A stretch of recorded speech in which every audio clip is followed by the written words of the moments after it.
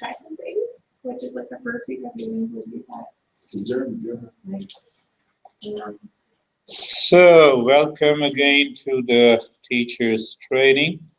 Let us do, close your eyes, be comfortable, take a deep breath with a smile on the face.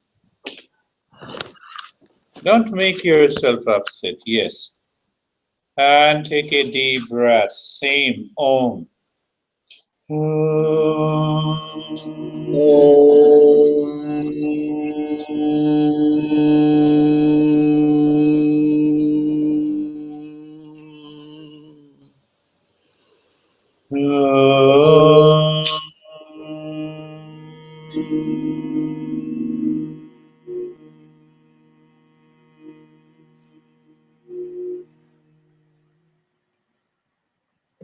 Again, take a deeper breath.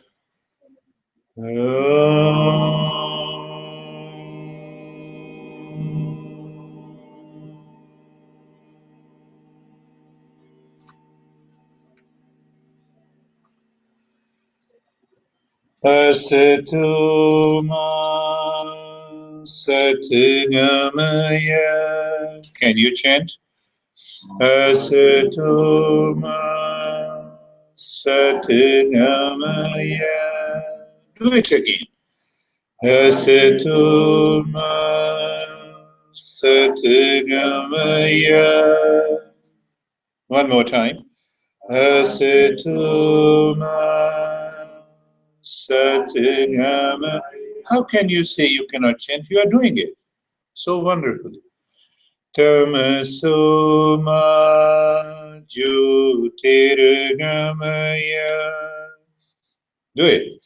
Tamaso ma jyotirgamaya. Tamaso ma jyotirgamaya. Do it two more times. Tamaso ma jyotirgamaya.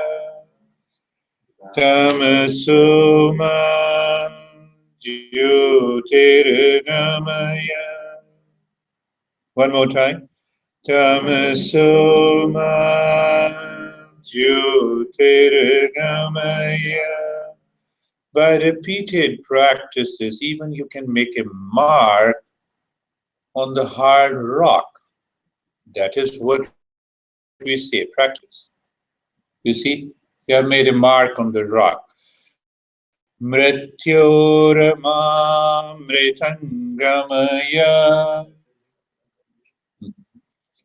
Mrityorama amritangamaya. One more time. Mrityorama amritangamaya. Make yourself aware the three words, Mrityor ma amritangamaya. Mrityor ma amritangamaya. Do it once again. Mrityor ma amritangamaya. So you can watch those videos again to understand the meaning of these three. Previous videos are already there and you have already written what they mean. And now let us, at the end of every session, we will be doing the chanting of the 4 verses. Sarve bhavantu sukhina. Sarve, can you chant? Sarve bhavantu sukhina. It means let everyone be happy. But if we are not happy, how can others be happy?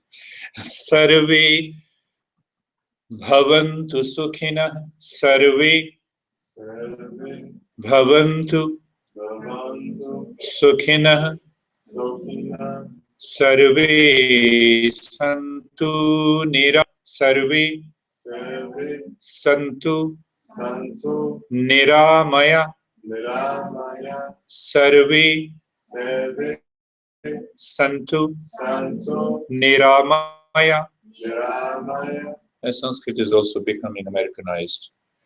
People will be listening and they'll say, okay, Sarve Sarve santu Santo niramaya.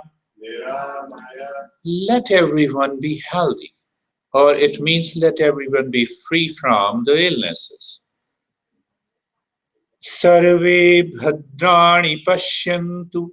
Sarve Sarve bhadrani Patrani pashyantu. Ashyanto. Let everyone be blessed.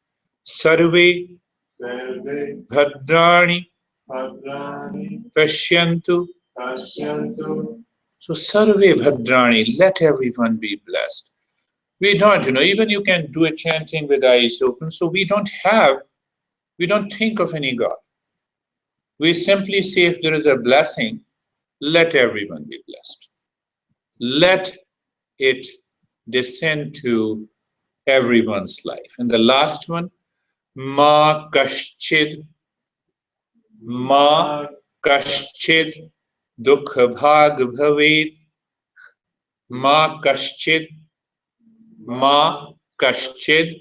dukha bhag bhaved. Yes, ma kaschid dukha bhag bhaved. Let everyone be free from all the miseries of the world. This is what it means, the 4 stanzas. So it is good to start with the first 3 verses, and it is good to end in the last one. So now you all have to chant Om Shanti Shanti Shanti together 3 times. I'm not saying. Take a deeper breath. Start.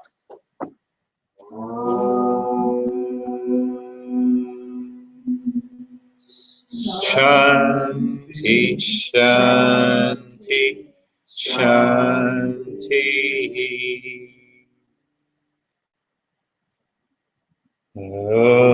Continue.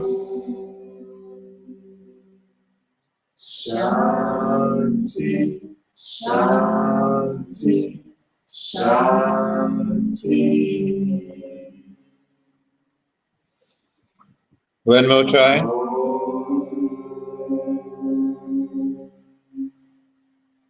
Shanti Shanti Shanti. Wonderful. Thank you. Michelle, where you were? What? You were here? Yeah. Oh. So today we are going to talk about mudras, the chapter from the Hatha Yoga Pradipika. Hatha Yoga Pradipika. We all have studied that there is no greater knowledge than yoga. What is yoga?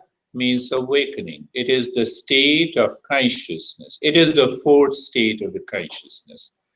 That is why there is no greater knowledge than the yoga. If you say there is no greater than knowledge than the yoga, and if you consider yoga is simply a physical practices, stretching and sweating, then you will continue to sweat throughout your life. So better make things clear. I'm not saying that that is bad. Not at all. I'm not opposing it. But when we talk of yoga, samadhi. Samadhi, mindfulness, highest state of the consciousness. So knowing that state, living in that state is the knowledge. That is what yoga is greater than. Knowledge is that power that liberates us from stress and suffering. But what is this knowledge? This knowledge is the subjective reality. It is the subjective consciousness. What the science is looking for? Objective reality, objective consciousness. I have to ask you, how are you, to know how you are doing. Do I have to ask myself? Hey, how are you? Can I say myself? You see that? That is my subjective awareness. I don't know. Yeah, you see that? Huh? So you wake up in the morning and tell yourself, oh, hey, Edna, Rodney, how are you? Michelle, you ask yourself, how are you? And then see. And if one hears in your house and they'll say, are you okay? Are you really okay? So what is the message here? Knowing and being are together. You know, to know myself, I don't need anything outside. I don't need anything outside to know myself. Michelle? Yeah. To know myself, a smile on the face. So just smile on the face, always. So that is what the being. Now, I started with it. You know, in America, we always, what this symbol means?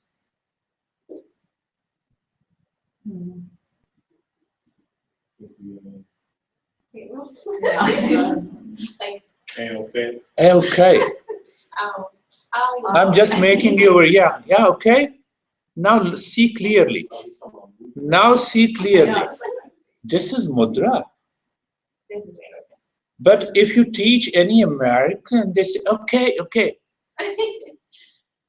Now we Americans are doing this millions of times every day. Yeah. Like a lot of like the elite, when they say Illuminati, goes like this. Yes. But that's like your vow. What does this means? Like someone like, well, I mean, it's like they call it, that which is like someone comes down, like it's like for your vow, which is like your lower self, where like it's moving for the. But how to, and what about this mudra? When you point this finger, when you point this finger,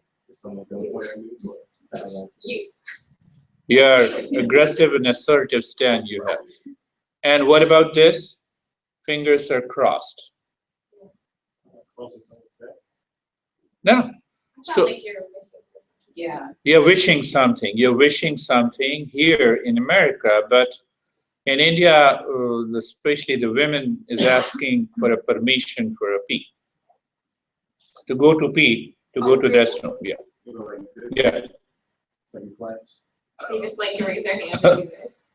So now question comes, when we talk of these mudras, there is too much of mystery surrounded in it. So when I'm always saying, okay, and I'm doing Jnana Mudra, it means, am I getting the knowledge? That is what the yoga is saying. What is all this? How to understand? So I read a lot of literature written by many good authors here. They have related it to, once you touch it and then, what happens, the energy passes and then it goes into the crown of your chakras and then you are awakened. What is this? Why I'm relating it to a lot of crazy things, which is not possible and people are doing every day. No, you see that? So it is very important to get rid of these false perception about these mudras. That is the first thing that I want to say. Now see that, have you seen the picture? I gave you that picture. It is known as Goddess Kali. Can you make that face? Can you make that face? The tongue is out, tongue is stretched out. Both the eyes are focused at the middle of the eyebrows. Now, when you make that face, can you speak? Can you speak even a single word? You cannot. So that represents silence. Now I'm coming gradually to that part of the mudra. As when your tongue is out, stretched out, you're focused at the middle of the eyebrows. What it represents, you're looking for something knowledge in silence. Come on. Now you can create a lot of mysteries around this goddess. This is ferocious, this is goddess. One, she is goddess. On the other side, she is craziest. In a sense that, she can kill you if you do not worship. Does it make a sense? So I'm just going slowly to the mudras part. Don't start teaching from the literature that is available. Follow the manual. Follow the tradition. Remember, I'm coming, Rodney. I know what is in your mind, so I'm coming gradually to everything. When he looks, then I know. So same thing. So this is named Deya Mudra. And when I do this gesture means I'm giving you something. Yeah, I'm ready to give you something. There are different gestures in every culture, which is very normal. So if you pick up those mudras, those gestures, those hand gestures, which is so prominent and common in one culture, and we see there is no impact, there is no change in their mind. I was reading last week, somebody told me, you do like this in Philippines, police will catch you and put you behind the bar. This is also hand gesture, this one. In Philippines and some countries near Philippines, this means that you are inviting the opposite sex for, you can make out. That's why they put you behind. That is this. So it means that there is some gesture and I give meaning to it. And that becomes popular. That becomes popular. And at last, that becomes a part of the tradition. So there are 108 postures, mudras, hand gestures. Another part that is extremely important to tell you. Have you seen the performance of classical dancers from India? No? No? So when you make this gesture, it means flag. There are more than 200 hand gestures in classical dances from India. Classical dances from India. You see then Caesars. This means Caesar. Caesars. Like this, there are hand gestures for sun, for moon, for when you do like this. What it means in America? Good job. But classical dances, it means heroism. Oh, we are very brave. So when somebody is dancing in the Indian classical dances and they make a posture, you can instantly make out it is all about bravery. Now see, the meaning changes. So one aspect is that I'm giving a meaning to these gestures, and then the mind continues to think of it, contemplate it, it has an effect. That is one part. So I'm using these gestures and mind gives the meaning to it. Then it becomes, that is what, yeah. So now coming to the what is mudra, that is what we are working. So these hand gestures are a part of Tantra Mudra. So once these are the Tantra Mudra. So now see, every gesture has some physical meaning, some mental meaning, some emotional meaning, isn't it? No, look at my face. If I make the face and start teaching like this is also a gesture. And then I teach the smile, the face, this is also a gesture. So there are many ways. So I'm leaving that part of the Tantra Mudra, especially the hand gestures there.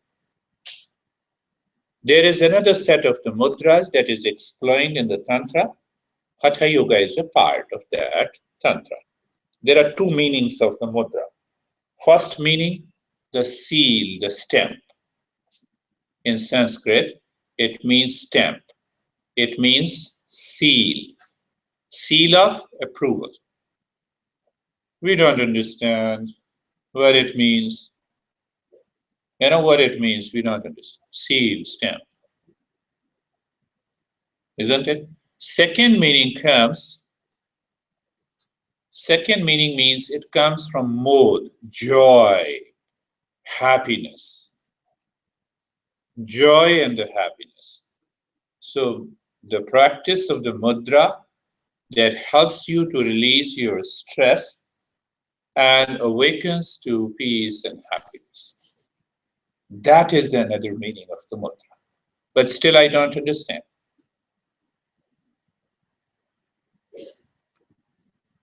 Then one of the great masters who lived until 1993, he was a Hatha Yoga and Tantra Yoga master who had a close proximity with our Prime Minister. He used to say that Hatha Yoga Mudra is a state between the asana and the pranayama. And that makes sense.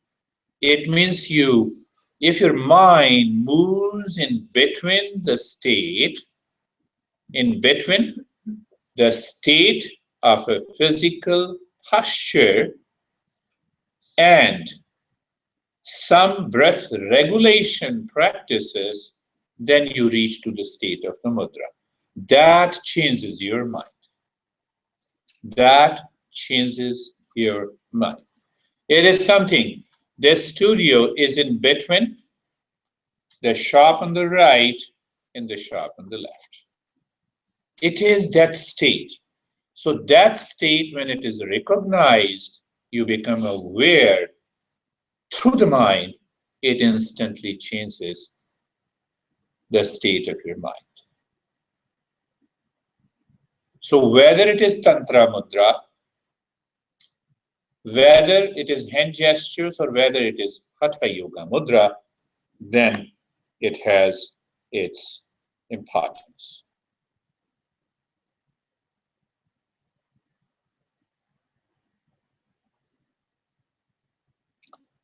But these Hatha Yoga Mudras are totally different than the hand gestures. It means we have to do certain postures, we have to regulate the breath, and we have to keep the mind inside to move into the higher state of the consciousness. Then we have done mudras. He used to say that these practices of the mudras are highly effective to help you achieve the optimum level of well-being. You can manage the pain that includes anxiety, stress, duality, conflict, and it can help you increase memory. power of focus, power of concentration. I was his personal secretary for 2 years in 85 and 86. And I could see his power of concentration was remarkable. He had a long beard with a 6 foot and 7 inches of height, a tremendous power. But he used to do all these mudras.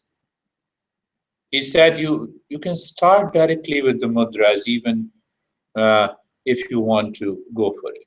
So that includes the postures, that includes the breath regulation. And this mudra practices are totally ignored. We talk of lot of asanas, we talk of pranayama, but we don't talk of the mudras. Even when we have a Hatha Yoga, Pradipika, we have these 2 texts.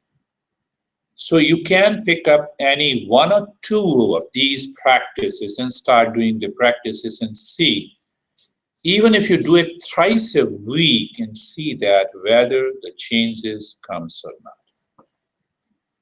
You will realize your level of fatigue is minimized. You go into a very deep sleep the moment you lie down on the bed. No? Once you start these practices, anxiety drops down, the duality, and all that. So that is what is all about the Hatha Yoga mudras. Now we come to before we go to the mudras, this is also related to awakening the dormant potential, which is known as Kundalini. The 7th point, why Kundalini power is the basis of the Tantra tradition. That is the question, and under which I have written the verse. And the Sanskrit couplet says, as the chief of the snakes is the support of the earth, with all the mountains and the forest on it, so all the tantras rest on the Kundalini. What, did you make a sense? Did it make you a sense? Reminds me of like Snakes. tectonic plates. Yeah. Titanic, yes. Yeah, Titanic. So what in our Indian mythology, it is said that the entire earth is on the hood of a snake, and that snake is supporting the earth symbolically. It's a symbolic. So with that reference, it says, as the chief of the snake is the support of the earth with all the mountains and the forest. So now that snake is, we cannot, first we say we are happy with wife, and then we say we are happy without. So it's a symbolic expression of a consciousness force that is bearing, that is holding the entire universe. Everything that manifests, it is being held by the consciousness force, which I have explained to you, which is also known as Prakriti, which is also known as a consciousness force, which is also known as Maya. So there are many names given to it. So we will discuss with that. So it means if the consciousness force, there is some force that is known as Kundalini. Now there are a couple of words that we need to understand, and let us take up the second verse also, and then we'll pick up the words, and then it makes clear. When the sleeping Kundalini awakens by grace of a guru, then all the lotuses and all the knots are pierced through. There are many words that we need to understand. First, Kundalini, grace, guru. There are many words. Grace, guru, and lotus. Yeah, lotus, and what else? Lotus and Yes, chakra, knots, middle path, nadi. So if once we understand the entire anatomy and physiology of the human body based on Eastern psychology, then things becomes clear. First, let us take the Kundalini. I have already explained before that when the energy moves in a certain way, that symbolically represents snake. So don't start thinking that there is a little snake deep inside the base of the spine. And you read a lot of literature. They claim, they prove it. No, at last, if some scientist talks to them and they say, oh, it is plexus. Do you know plexus? Bundles of nerves. And there we miss the entire. I was talking about this U.G. Krishnamurti. You can Google into he was a great enlightened master, and I had a chance to live with him for 3 months, day and night, 24 hours. In those days, I was totally obsessed with this Kundalini.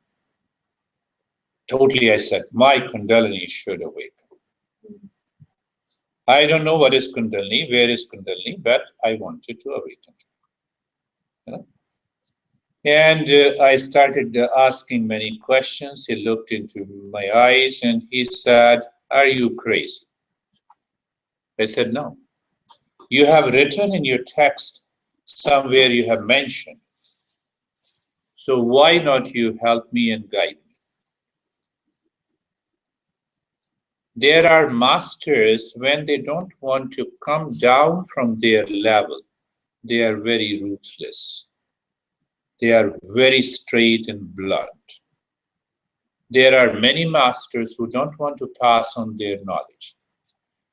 They want to, but they don't want to come down to the level of others.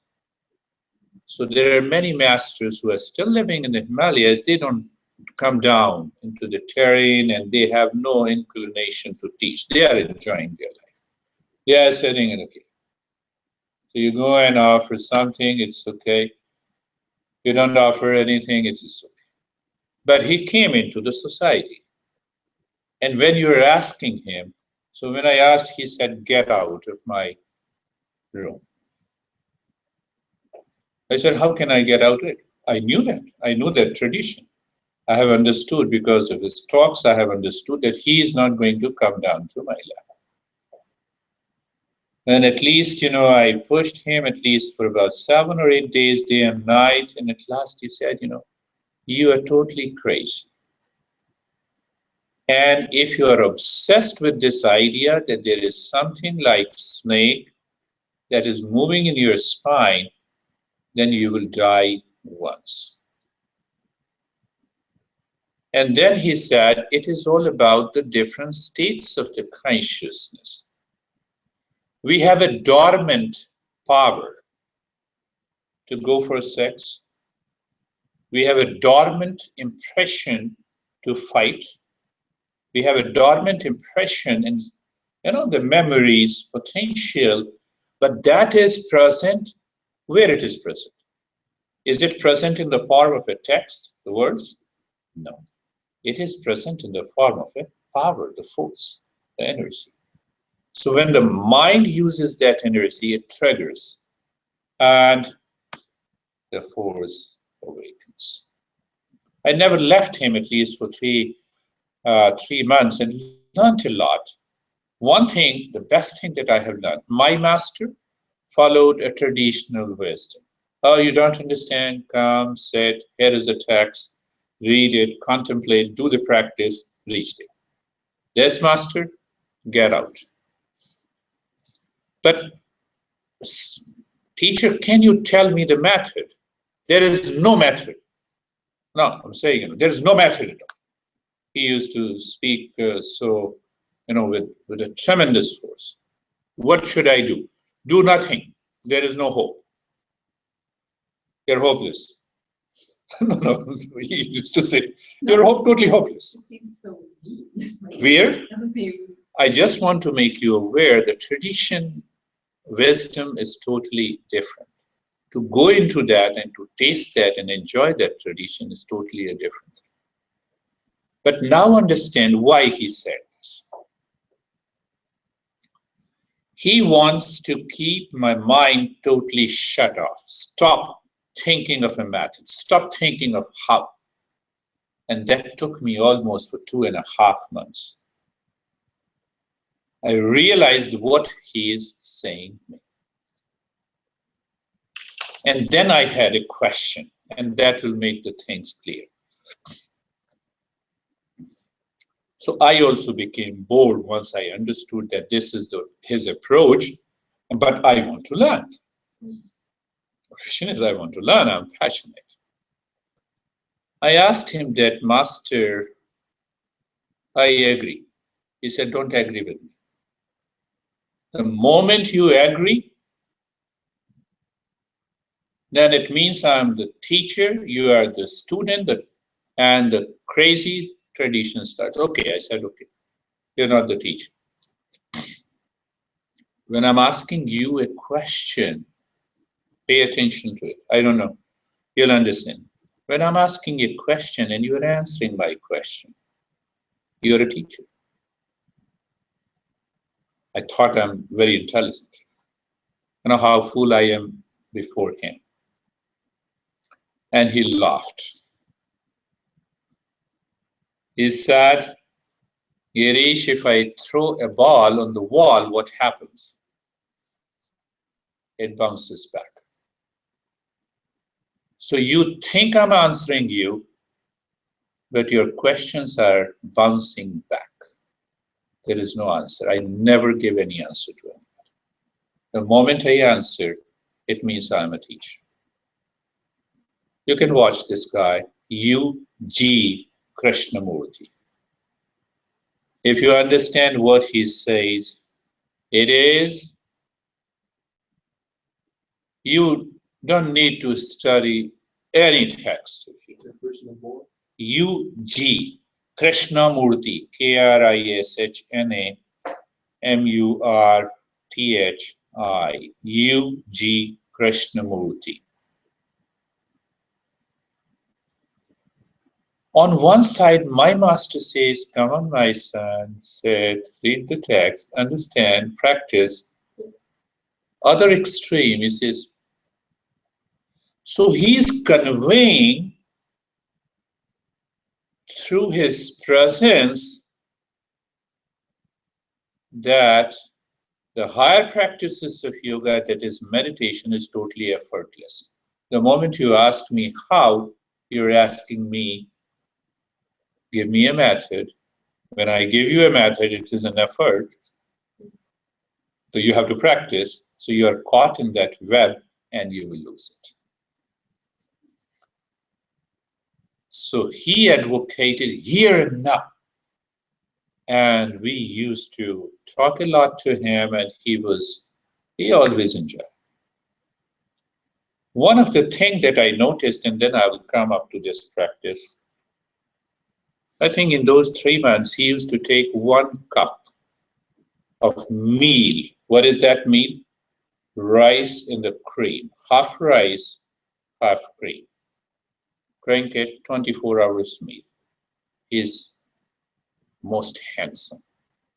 When you look into the videos, we talk a lot about what? We talk a lot about nutrition, carbs, fat, and 1 cup of coffee. That was his meal. And we used to eat a lot in front of him. And when saliva comes to your mouth, my body has totally changed. The chemistry of the body has changed once you are awake. So then you follow that. Last thing about quite interesting.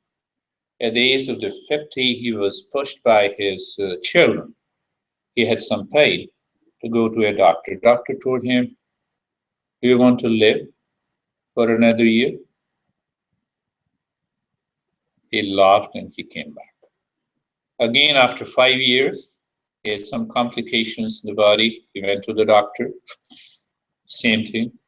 He laughed. Third time also. 20 years passed. All the 3 doctors died. All the 3 doctors declared that he is going to live only for 6 months. At the age of 50, perhaps 54, 55, he lived at the age of 89. And he used to say, you see that? Those doctors. What were they saying that he had cancer?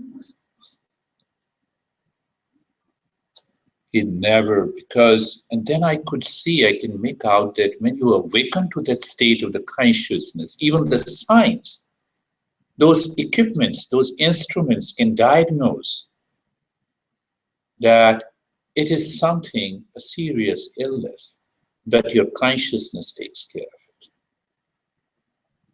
It doesn't care. So then your He lived until the age of 89, nothing happened. so your physical body Could, have cancer in it, Yeah. but if you're awakened, if you are awakened, affect your body. and if you know how to deal with that, forget about it. That is what I witnessed. But those 3 months I never forget. I know that how he made me crazy. I used to ask him question, and he said, shut up.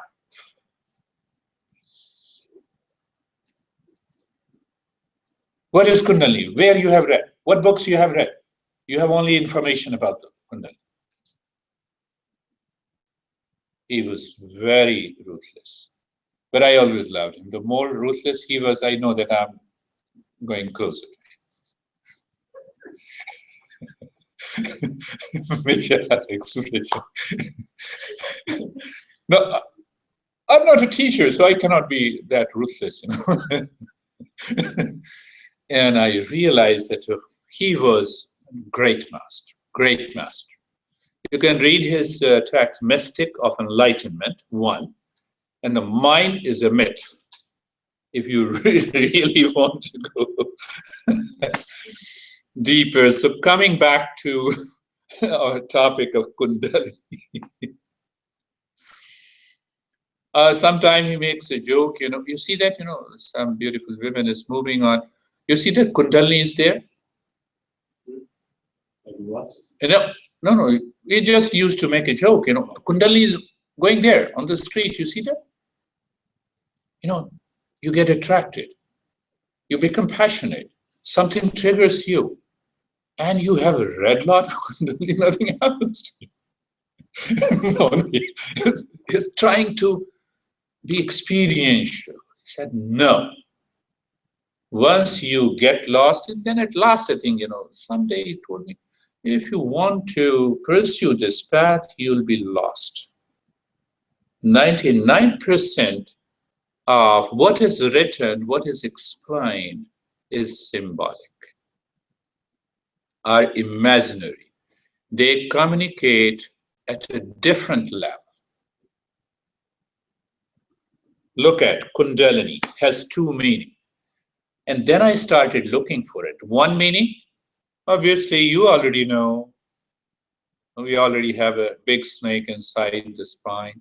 You already know, I made it clear. The second word, second meaning is that Kunda is a dig, it's a pit.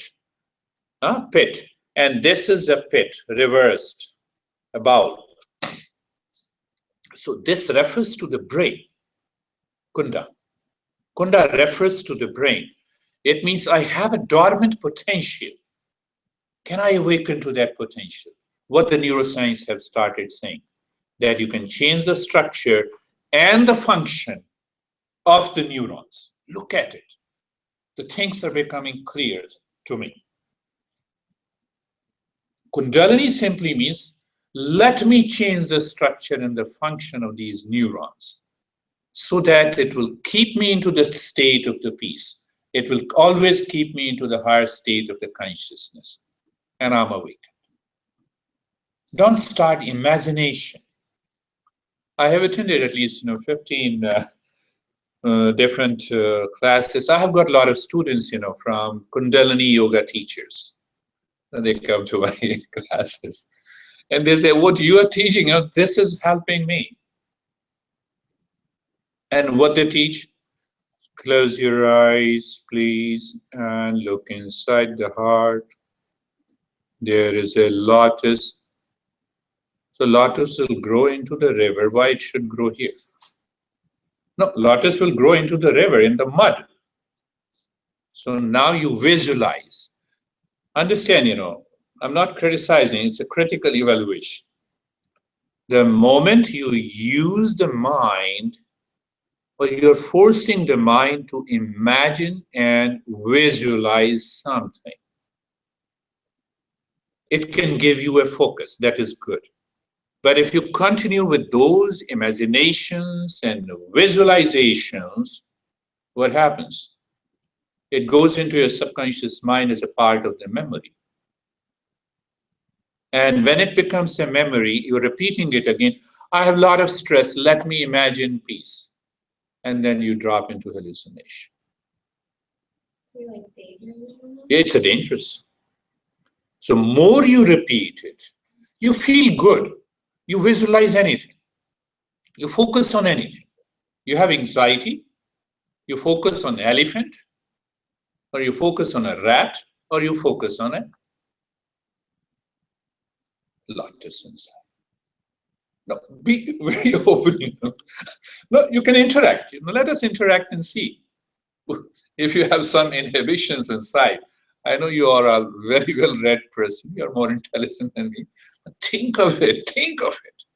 Contemplate. I'm not saying that I'm moving towards science. I'm advocating one. No. I'm only advocating what is knowledge. Why? There is no greater knowledge than yoga. What is that knowledge? Knowledge of the subjective reality. What it does, the moment you know it, you are awakened. What a simple thing. So, So what, man? like guided imagery. That's what it's reminding me of. Science is right when they say it is a guided imagery. Use lotus, use elephant, use anything. Use anything. It is a guided imagery that leads to deeper state of relaxation, calmness. But relaxation is different than meditation.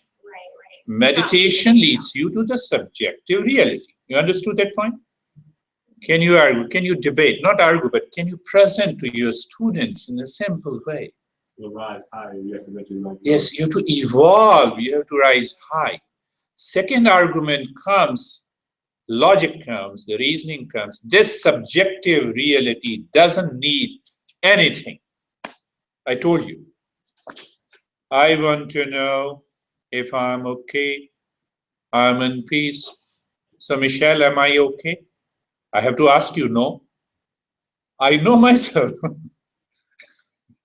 Do I need an image? So let me focus on an image and then I will say, yes, now I am awake. It doesn't work.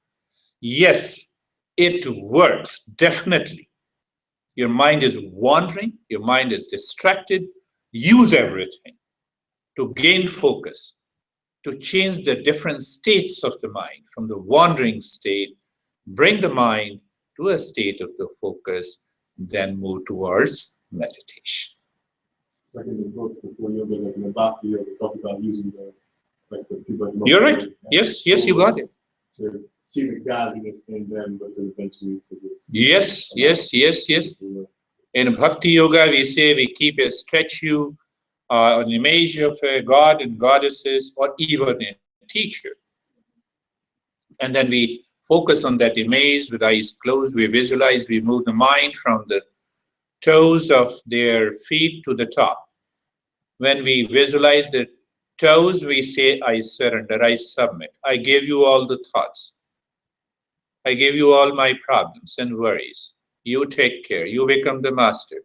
So that ego part starts realizing that let me drop everything, your mind becomes empty. Yes, there are many ways to it.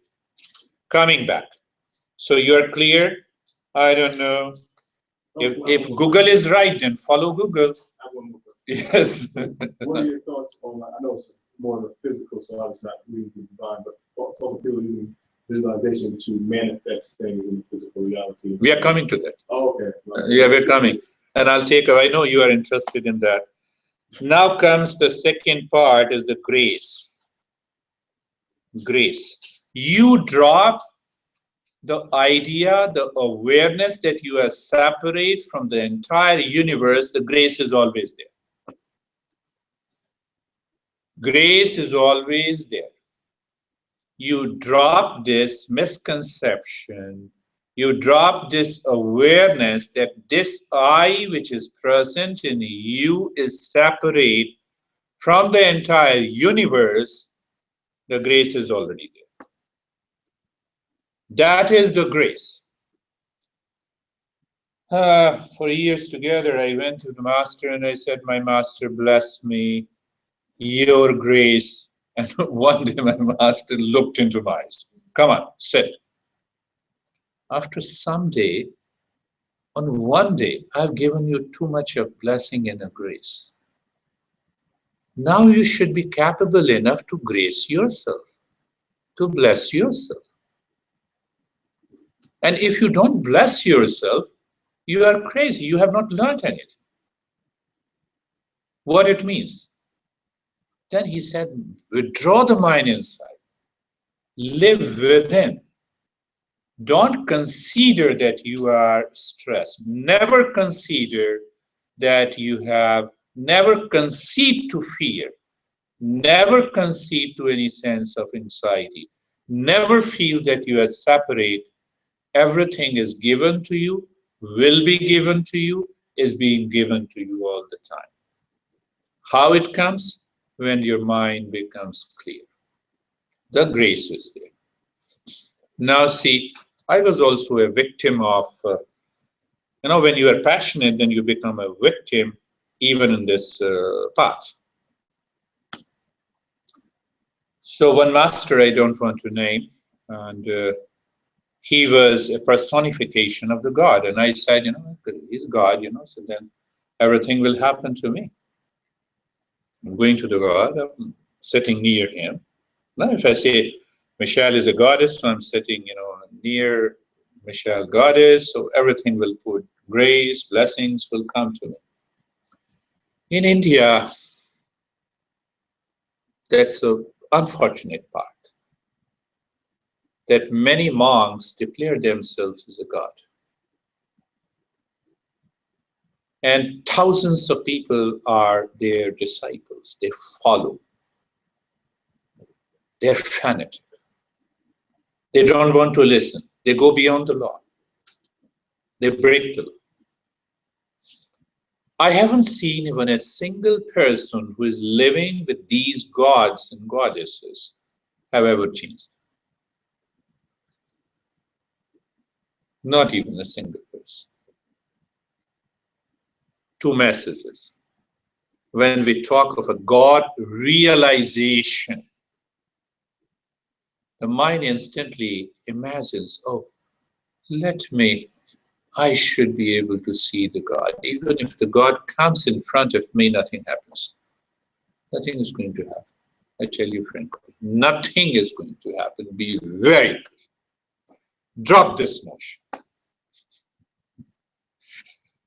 You understand what I'm saying? Two messages there. And he said, no, you bring this. And then he asked me that how much I earn in those days. And then he said, okay, the more charity you give, the more grace will come to you. I didn't have the money. I took the money from my own students. I said, no, at least I'll be liberated and everything will happen. Then I'll liberate people. It is nothing like it. Please, always be very firm, but present the case in a very polite manner. Because people are fanatics, they don't want to listen. You already know, so there are a lot of problems. So that is the grace, the teacher. Who is the teacher? Who is the teacher? Who has 1 million disciples? Have you read anywhere how many millions disciples the Buddha had? None. The teacher is one who perceives the same potential in everyone whoso approaches him. And the student is one who wants to realize that potential but perceives that the teacher and he or she are at different level. So because they are at a different level, but the teacher realizes, oh, you have the same potential, so their relationship comes. And then it grows. It grows. It grows. Deeper it grows. What it means, the deeper it grows, then you realize your own potential. You are awakening to your potential. And the teacher is always happy with that. Enjoys. My master used to say that, never say that you are my student. I make masters. I don't make students. I still always remember that. Why? Because that drops your ego, that you know everything. That keeps you always aware. A lot of things to be known. You know a little. So you enjoy that stuff. The masters you were explaining that, I guess, UG Krishna. don't want to share their knowledge. No, that is, Were yeah, a American. little like, This is an American. about that, or it seemed, Oh, the previous master I talked about? yeah, they said that there's other ones that like they don't want to come down. Yeah, they don't want. No, or it is not. Share their That is another. knowledge. Yeah, that's the biggest challenge in the My awakening. question is just. Yeah, in the Yeah, awakening a little state. troubling. There were They wanna many share that knowledge. masters. There were many masters who got so-called enlightenment and who were awakened. So then that consciousness takes over your body, mind, intellect, and ego. That consciousness may dictate on your body, mind, life, intellect, and ego. Be there. Enjoy. Nothing to teach. That ours to teach doesn't come from the mind. It directly comes from the consciousness when you are awakened. So your expression changes based on that awakened state. But if all the It has nothing to do with the mind. So there are masters who came out, who expressed, who wrote these texts. Well, my question is, if all the masters decided that they don't want to share anything anymore, where would we That is what it is. It is a decision of the mind. So when you are awakened, the mind doesn't take a decision. You understand that? The mind does not take any decision whether to teach or not to teach. Now it is the awakened state, the highest consciousness takes the decision in your body, in your mind, in your intellect. Like based on what Yeah. So like, yeah, I I'm think, saying, like, if all of them took that I don't think that would approach, happen now. that I just want to stay enlightened and I don't want to share, like, no, where would the world be? Like, 'cause No. everyone- It is like a passed down If tradition. So the mind never thinks, because now the mind is empty. Now the mind does not create a separate I from the existence who has to make a decision. No. They are already into the highest state of the consciousness. And when they come down to the mind, the consciousness based on your body, your mind, your intellect, your life, be there, remain there, enjoy that state. Other, express in the form of a poetry. They became great spiritual poets. And all those texts are known as Gita. Gita means poetry. So there are 8 authentic texts on Gita that I have explained to you. Once you are awakened, like Swami Vivekananda, the text that you are studying, that consciousness goes into their intellect and they move into a supra intellectual capacity. Look at this. The text which Swami Vivekananda has written more than 100 years ago is very much relevant even now. The third category, they say, can I do meditation? They look at you and they close their eyes. They're already guiding you. They have given the guidance, whether you follow it or not. What they have said, that I'm not speaking, so keep quiet. I have closed my eyes, so close your eyes and sit with me. There are millions of expressions. I prepared one presentation and there are 27 different unique expressions I realized the masters have given. So it is not, they don't have any role to play whether they want to give or not. It comes out, it flows out of them, either when they are sitting in silence, even when they are expressing through their eyes, through their poetry, through their intellect, through the sutras, through their karma, through their karma. I gave you one example and then I'll go. Swami Rama, who has a Himalayan International Institute of Yoga Science and Philosophy in Honolulu, Pennsylvania. He is a traditional master. He came here, he taught, he put his body subjected to a research almost 25 years back to a Menninger Foundation, so one of the prestigious research, and all the doctors were surprised. What he said, okay, put all the electrodes, after 15 minutes I'll go into a deep sleep. Doctors checked, they said he's in deep sleep. He woke up and he explained everything what the doctors were talking. And he said, do you know, I'm into the meditative state, where the body was sleeping. That research paper became extremely famous. And that has attracted a lot of scientists into the research activities. And doctors were surprised. Machine is saying this guy is sleeping, but he explained everything what the talk was going on.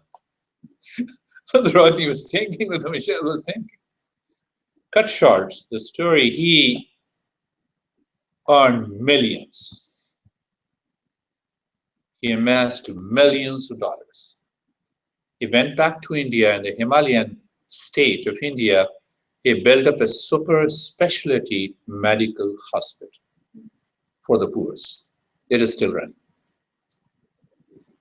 You don't know how the consciousness will use your body, mind, intellect, and ego to do something good. Look at my master, I think more or less with the same money. He didn't build anything. What he did? So every year, he used to invite more than 300 right monks who are doing the practices, who are evolving themselves. And to those 300 monks, he used to give everything they need to do these practices without begging anything from outside. The clothes, the 1 year of ration, he used to repair their cottages, the clothes, the winter clothes, the food, everything. And the money was spent. It's an intangible asset, invisible. He used to ask me, how much money is there in the bank? How much donation has come? I said, $10,000. Keep $50, bring, and take all the money out. And we used to go, travel to the different monasteries, give him $500. How many people are doing the practices here? 1,000 people. Oh, it's a big monastery. I'll pay them $5,000 for 2 months of milk and finish. And once we return, we have only $5. And he said, you see that, my son? We have done a wonderful work. Why? Oh, it came from somewhere and it has gone somewhere. That was the attitude of my master. And my master always warned me, what I do, don't do it. You'll be in trouble. You have to do what I say you to do because of your state of the consciousness. Otherwise, you'll be in trouble. That's another story. Come back in a lotus. What is symbol? Not lotus. Symbol of purity of thought. Lotus is a symbolic. Again, I'm talking of the symbol. And after 15 minutes, I'll give you a break. It is a symbol of purity of a thought, speech, and action. Prosperity, success, awakened mind, wealth, wisdom, love, and power. That lotus represents so many things. Lotus grows in the mud but remain unattached. So that is what many masters have found out, that, oh, this is the way our mind has to work in yogic life.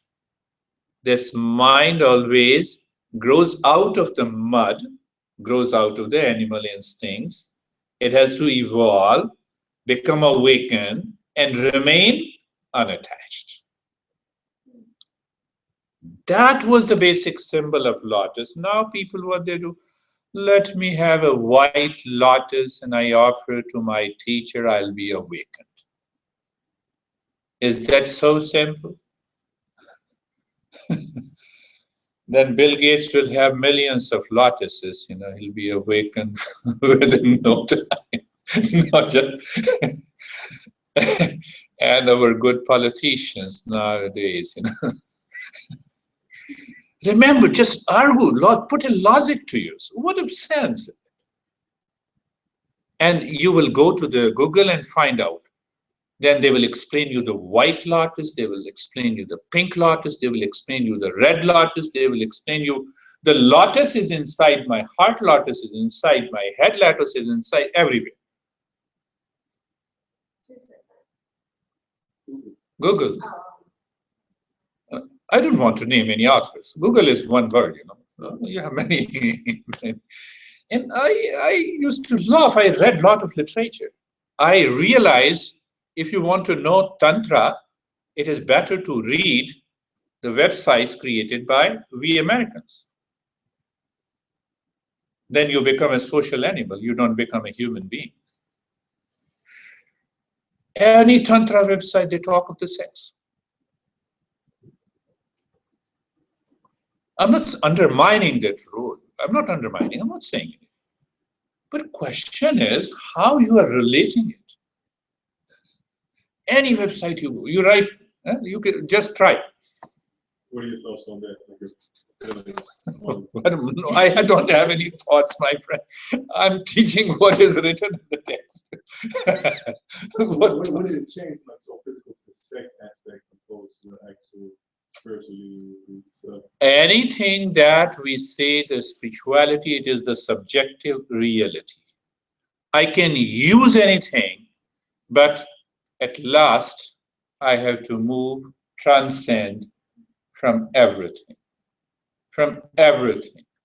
Once I know, knowing and being is together, without any activity, without anything outside, I'm there. I've reached to the highest state of the Tantra. Until then, what we say? Like, use marijuana for awakening. Same thing, use that thing for awakening. Find out. So this lotus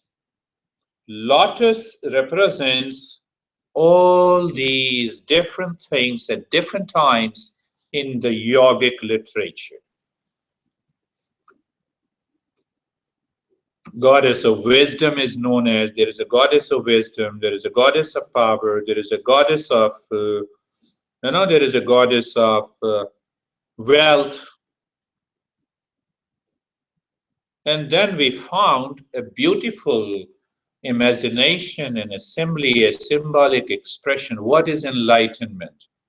It is like thousands of the sun. You see thousands of sun are coming to you. They have gone into your head. So there is another expression that is 1,000-petaled lotus at the top of your head. Are they referring to the neurons? I can't say anything. But it is more a symbolic expression of 1,000 petals of lotus means what? Wealth, wisdom, peace, prosperity, success, awakened state, love, wisdom, all the good qualities, they are there, you realize it. That is what it represents.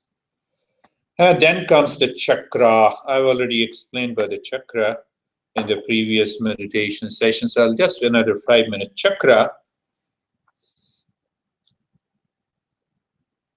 What is chakra? The literal meaning of the chakra, I explained it is a wheel. Like a wheel of a car. Wheel of a car. And you all guys will be saying, I'm crazy. Yes, I've done this after so many years. I went to a lot of people and they know there is a chakra. I said, where is this chakra after all? I want to know it. Is it in the physical body? It looks like a tire of my car. What it looks like? I want to know it. And a couple of those teachers used to become angry. You are crazy. You don't understand. You don't want to follow the spiritual path. I said, I'm simply asking a question to you. You answer me. Does it look like a steering wheel, or it look like some bangles? Those people wear. It looks like a watch. What it look? No, it looks like a lotus. So I said, lotus.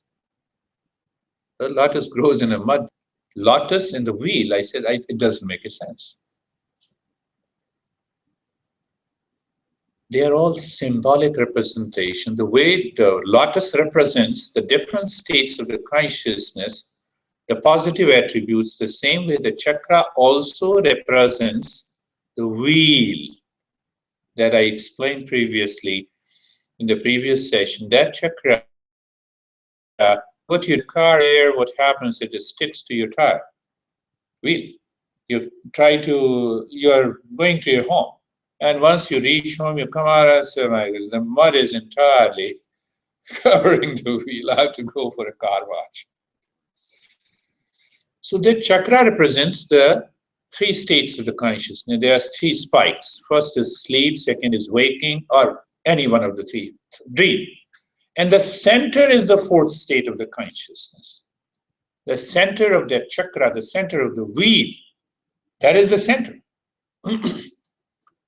So awakening the chakra simply means that I now absorb into a deeper state of meditation. From there, I see how this wheel of sleep, waking, and the dream state continues to move. What a beautiful way of explaining. One master explained to me. I said, oh, this is such a wonderful thing. It is the state of the consciousness. You see? Now, in that deeper state, means at the center, I know. What I know? That there is a sleep state. I know there is a dream state. I know there is a waking state from the 4th state. At present, understand, make it a point. At present, waking state does not know dream and the sleep. Think of it, just make yourself aware. The sleep state does not know the waking state and the dream state. Just make it, can it make a sense? The dream state does not know whether there is ever a waking state or a sleep state. We are living in 3 worlds, 24 hours. You see that? It is constantly. So when I give you an example of mud, your sleep is disturbed, so mud is there. You wake up, you feel tired and fatigued. Mud, it continues. It continues in a waking state. You don't know the sleeping state when you are in a waking state, but you know that you are disturbed because you did not have a sound sleep. What is this crazy? Can I know it? Can I explore it? Yes, we can explore. That is the essence of chakra. That is the real essence. Now you have to explain in your own way that how you're going to explain. Example of a car, example of a wheel, example of day and night, a lot of things. A lot of things to explain. That is the meaning of the chakra. Last thing, and then we'll take a break. The last is granthi, means knots. What is the knot? Tell me the truth. Who finds me crazy and who finds me good? Who finds me intelligent? Who finds me out of you guys? You give me a label. Am I crazy? Am I good? Am I bad? Now I'm coming to those knots. So when you give a label to somebody, it comes from some unconscious pattern that is working in you. And that unconscious pattern creates a knot. Knot of what? Knot of unconsciousness. Knot of ignorance. Knot of unconsciousness, past memory, habits. And that is manifest, or that is expressed in your attitude, in your behavior, in your personality. These are the knots, can be broken, can be dropped and dissolved by the regular practice of yoga. It comes, I can take that example that when neuroscientists says that you can change the structure and a function of a neurons, we are talking the same thing. 50, 60 years back, the science was saying, forget about your personality trait. You cannot change your personality. It is fixed. Now, they say it can change. What we are saying, you can change. So those knots are, what are these knots? Knots, granthis. That means granthis. Now there are 3 types of granthis. I'll bring an end to this and then we'll take a break. Brahma Granthi. It says Brahma Granthi. Brahma Granthi means animal instincts. Let me give you an example. There are many examples. You're going for a shopping in a mall. You see a handsome opposite sex and you're excited. That Brahma Granthi, one knot is there.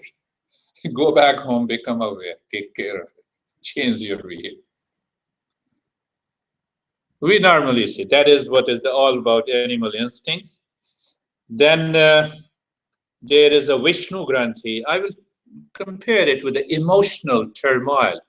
Those people who have a lot of emotional problems and anxiety and the duality, they flare up immediately, their anger comes instantly and they drop their anger in the next moment. And then they try to rationalize, those people we can find in our daily life, even in our family, even in our kids. Last week I was there, I'm giving a lesson to a wife, and so the husband told me, can I do it with, I said, okay, you have been doing it for years, so there is no problem. So they both did it, and but I was talking to them, and because wife is doing for the for the last 2 years. So I said something, and the wife looking at the husband, you see that? You see that? My teacher is saying that you have to change. I said, I didn't say that. I said that you both have to change. No, I'm pointing out. You know, he immediately flares up, even if I say the right thing. I said, don't say the right thing. This is Vishnu Granthi. This is emotional turmoil. So there are many knots like this. You can collect those. Understand from that perspective. And the third one is known as what is known as Rudra Granthi. It is related to intellect. What I know is everything. Michelle? What I tell you is last. Nothing. So that is, knowledge has no limit, no end. Wisdom has no, it's an endless journey. So many people, you know, they find like 20 years, the same scientists say, oh, are you crazy? Brain doesn't change. Why are you making this presentation? I said, what is the traditional wisdom? I will request and plead all the scientists. In India, I used to do it. So I said, here is a presentation. I'm a middleman. Here is a knowledge, and here is a presentation. So many people say, oh, this guy is crazy. You know, this. See, how can we change our personality? Inherited, inherent traits. Same scientists are saying we can change it. Same degrees, same qualifications, same practices. The message is that we do not confine our knowledge to the intellectual information that we received. The miles to go. So that is another. So everything, and then it is represented by what? It is represented by a third eye. So I think, you know, I will give a break, take a 10 minutes of break. I spoke, and then we'll talk. We'll go to another topic. Or you can discuss. If you are okay, then I can go ahead. Yes. That's yeah. You see, that is Rudra Granthi. I saw yawning, and I said, no, how can you yawn in my class? No, do anything and everything. I'm expressing myself. You receive it, you get it. But one thing is sure, keep a smile on the face. Very nice thinking. What you're thinking? I'm thinking, last lesson we talked about how you're not supposed to perceive anyone as like more intelligent, because then you kind of form that attachment. And you had said like to kind of think of no one's more intelligent than the other. I don't know, we talked about intelligence. Yeah. Do you remember that? They don't label You're not supposed to put someone like above, because then you Our intellectual capacity varies from person to person. right. That is based on the information that we have supplied to the mind, and the intellect contemplated, multiplied, created new information. But the intelligence is the same in us. Yeah. That very intelligence is your awareness and attention that carries the highest knowledge. That is different. That is same in all. Intellect varies from person to person. So you can recognize that a teacher is at a different level of intellect, but just don't form that. Don't form I it. guess like Except, you you know, yeah. they're above me type thinking, but you can recognize that they are a higher level. Yes, yes. I was confused by that. Now you understood? Yeah. So it's kind of like pretty much to our many lifetimes how we've shaped and molded our character and intellect to have. Like, some people are excellent at one thing, and the other, I mean, it's just how they were constantly working on their consciousness over the lifetime of their own personal self that has allowed them to have that attribute. Attribute, yes, yes, yes. You know, so what happens, the intelligence is the same, but how that intelligence breaks the limitation of the intellect and enters there, how it begins the expression, and in what way it expresses. It can express in action, in thought, in emotion, in poetry, in revelation, in intuition. There is a long list. There your answer comes of those supernatural powers of the mind. They believe they are related to the mind. Then we'll talk about it. I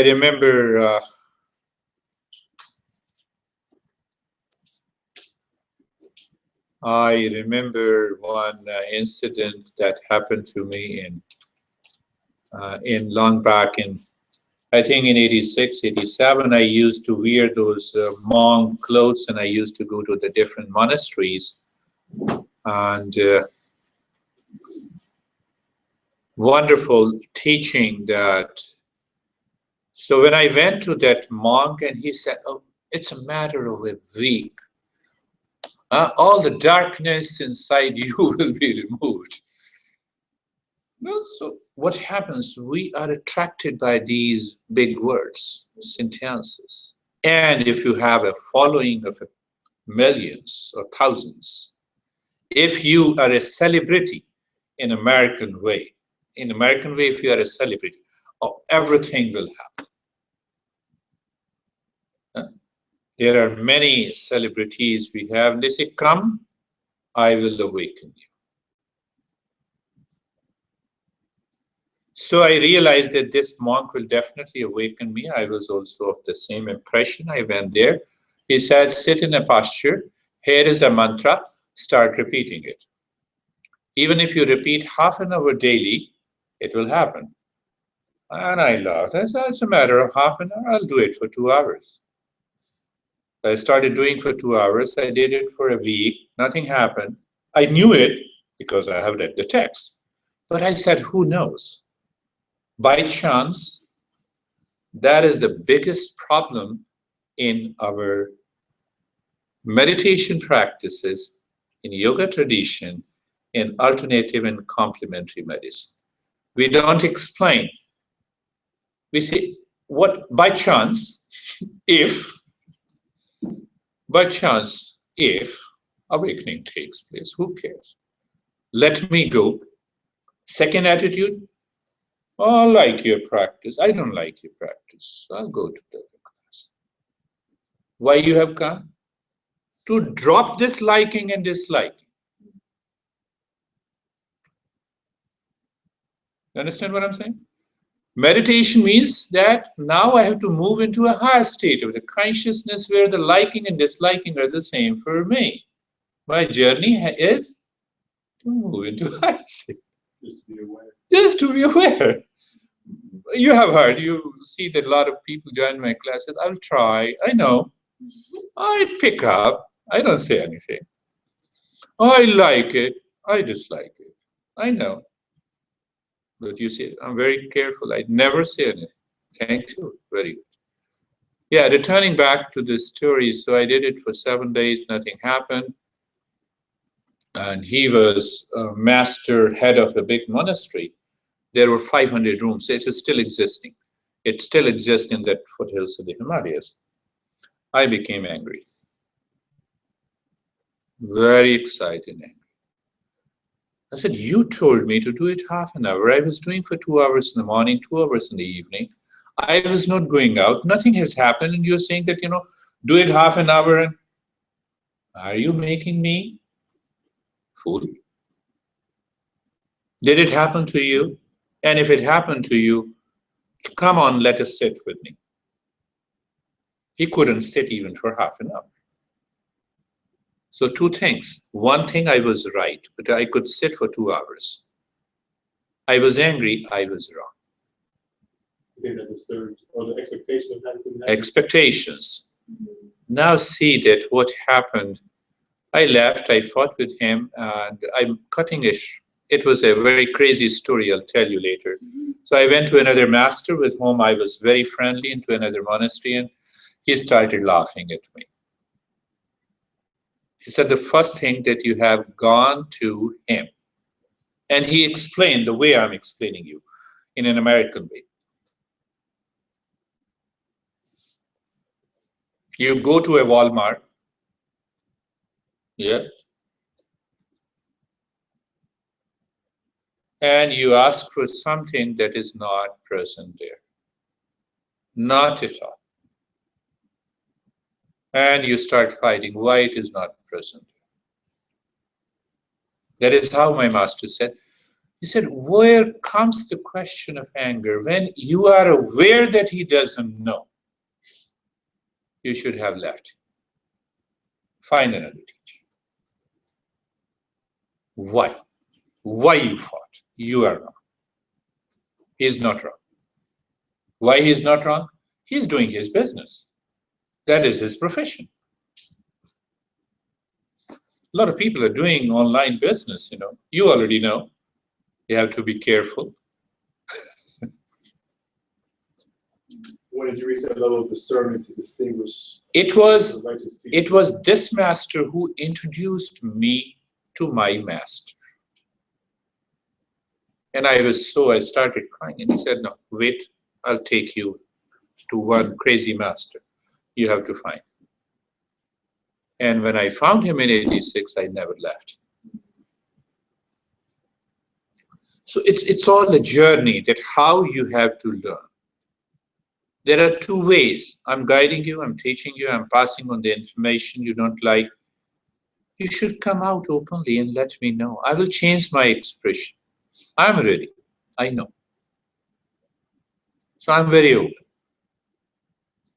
Let me know what you like, what you dislike. So that is the way you should also be teaching. Some people will be annoyed with you. No, there is a lotus here. You don't know. I've been doing with imagination and visualization. I feel, you know, I'm in ecstasy. So why you are here then? Any ecstasy, any state of the peace and the happiness comes with the lotus till you are dependent on it. Use it, throw it. Nowhere. Use all lotus, use everything based on your capacity. But last, higher consciousness, which is independent. Knowing and being. Are you going to tell me I'm happy or not? No, I know. Are you going to tell me where I am? I know where I am. So knowing and, you understand what I'm saying? Knowing and being are together. The moment this knowing and being are separated, then what happens? You find a peace in the lotus, then you can find the peace in the Himalayan mountain at 15,000 feet, where a stone idol is present of a Shiva. People go there. They die on the path. Every year they go. It is at the height of 12,000 feet in the winter, in the snow. They go, and sometimes there is a landsliding. Hundreds of people die. But they claim they have a tremendous faith. This is simple craziness. And I know you already are aware of those kind of craziness is present in every society, in different forms. My master used to say, Amarnath, the name of that peak where Lord Shiva statue is there. So everyone goes in a particular time and period, they bow, they put the offering and they come out. It has become a tradition that once you touch that stone statue, you'll be liberated. You will be awakened. Instead of awakening, you die. So Master, Amarnath means that can never be destroyed. That is, that lives forever. So my master used to say that find out that Amarnath inside, that is ever present in you instead of going there. The tradition now coming to the middle path, Sushumna. The another in these two verses, the Sushumna, middle path. It is known as the middle path, is the way of moderation and the wisdom. That is explained in Buddhism. Sushumna. Why it is a middle path? That it never becomes unconscious, never falls into unconsciousness. It is never conditioned by the mind. Once you move into that state of the consciousness, and that middle path is full of love, energy, awareness, and peace. So that is why it is known as Sushumna, the middle path. The science is saying, balance the right hemisphere of the brain with the left hemisphere. Can you tell me where is the balance? Point to the balance, let me know. You ask the scientist, where lies the balance? Point of balance, the center of balance. It is in the state of your consciousness. It is in the state of the consciousness. So that is referred to as the middle path. That is referred to as the Sushumna. I'll deal in detail. So it has many names. Now see the many names. One name is Sunya Padvi. What is Sunya? Not, nothingness. And from the nothingness comes the mindfulness. Look at it. Sushumna, there are many names. This master, the author, and the student and the master of this text seems to be enlightened. Another, it says the Brahmarandra. Brahmarandra, knowledge, consciousness. Knowledge, you are knowing, in the state of the knowing. That is the middle path. Another, Mahapath. Mahapath means the great path. Which is the greatest highway in America? The longest highway? Perhaps the Route 1? 66? Yeah. So this Sushumna, this middle channel is greater than that highway. It continues. It helps you to explore the higher and the higher time. I'm not saying, I don't know anything. I'm just explaining what this text is saying. It says there are many names of the Sushumna. I'm not saying, I don't know anything, I'm okay with Sambhavi,